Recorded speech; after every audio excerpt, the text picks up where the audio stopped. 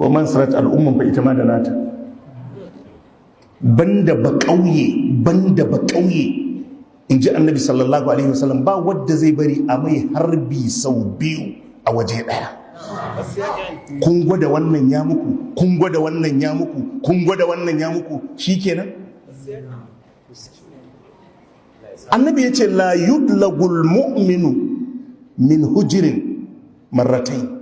Annabi ya ce ba asaran mu'mini sau biyu a rami ɗaya. Ai tun da kun zo da wadda bai yi ba, to sai ku canza lale. Yadda ka ga yanzu muke zaunin nan, wallahi suna can suna ta shirin 2027. Kai ne kawai kake jira sai ranar kuri'a.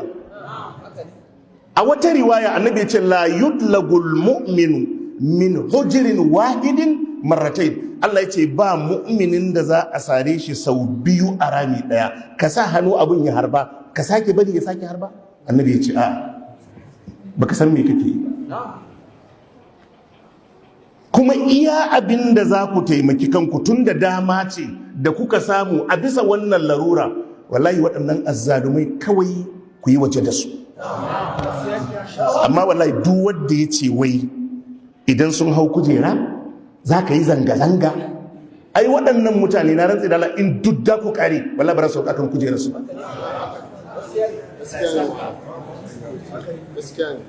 Kawai duk azzalimi duk wanda ba damuwansa ku ba, kar ku ba shi damu.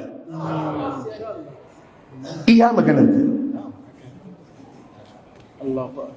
ce a'a inda kasashen da aka ci gaba ne wannan abin kunyan ai da yanzu ya kamata a ce ya sauka. Ai waɗannan mutane ina ga wallahi ko da kanwar uwarsa aka kama shi bai sauka kujeran ba, wallahi bai sauka ba. Saboda ka duk wanda zai baka shawara wai ya ce maka mutanen nan zanga-zanga zai tuge su, wallahi ɓata lokacin da kake yi. Wallahi zanga-zanga ko ɗan majalisar jiha ba ku isa ku cire ba, in dai yana ɗasawa. Baka ga yadda ƙasar take ba? Ko babba ne a ƙasar ya taɓa masu mulkin da a taɓa shi, amma wallahi don ya taɓa constituencinsa ya taɓa banza. Kai kana jin ba gwamna ba ko ɗan majalisa kun isa ku cire, in dai yana ɗaurin gindi a wajensu? To kaga maganin aikar a fara, duk azzalimin da ya zo kawai ku yi waje da shi. Amma in kuna jira ne har sai tukunna ya hau kujeran, to wadda ya zo da kudinsa ma ba ku iya kada shi ba, yanzu da kudinsa da mulkin ne da ku kada shi. Wadda ya zo bayi da mulki kudinsa ne kawai a hannunsa ya hau kujeran, yanzu kuma yana da kudin da mulkin ku ce za ku cire shi. Yanzu kwanan nan ba ku ga wata sanata da ta taba su sai da suka yi punishing ɗinta ba? Wallahi inda constituency ta taba da ya sha. Amma da ta taba su ita ma ta ji a jikinta. To idan tana wakiltar mutum miliyan 10 ne, wallahi miliyan 10 nan dan ta cutar da su, in tana tare da waɗannan wallahi ba abin da zai faru.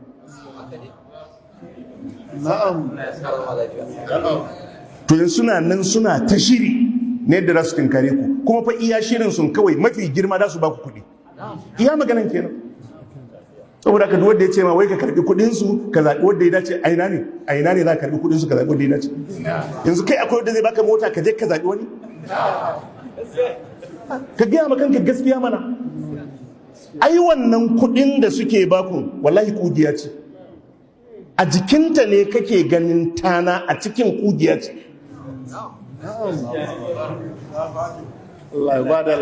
Kawai idan mutum bai dace ba kawai ku yi waje da shi.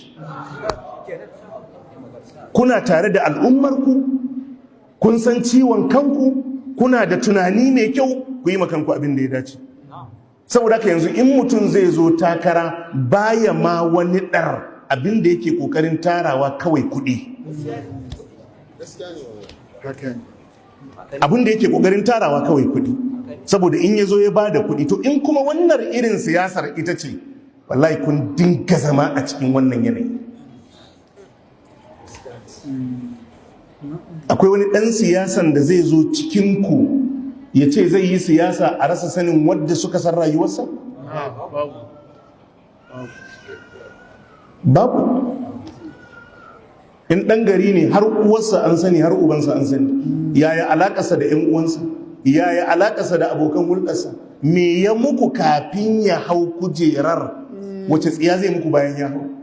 Dan siyasa ne zai zo yana neman kujera, wani sanata ne, wani gwamna ne, da duk kujeran da za a nema zai zo ya yi launching sharon kamar guda 20 ko 30 a raba, kowa ya zo ya karɓi nashi, a zo da 406 a raba, a zo da a daidaita sau keke na fef a raba, mashina za a zo da kamar 300 a raba. Kai ka ɗauka sadaka fi sabilillahi ya bayar?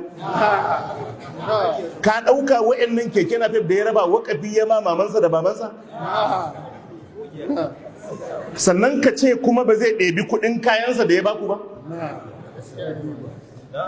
Ai kai kana ganin ana wannan rabon, wallahi ka san in kun kuskura ya hau, kai ka san ba sadaka fi sabilillahi ya bayar don ya je ya samu abun Allah ba. To haka ne, saboda haka mutane ku zan wayayyu, iya wayonsu su takaitacce ne, shine da su baka kuɗi su sayi ka, za su baka kuɗi ka musu abin da suke so, to ka nuna kawaye. In mota aka baka, motar za ta kai ya gama mulki kan hawa motar ne lafiyar ta kalau? Ba zai yi ba.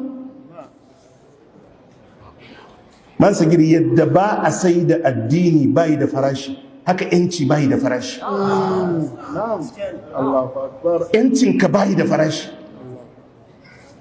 Kar ka ɗauki wani gara ka ɗora a kanka.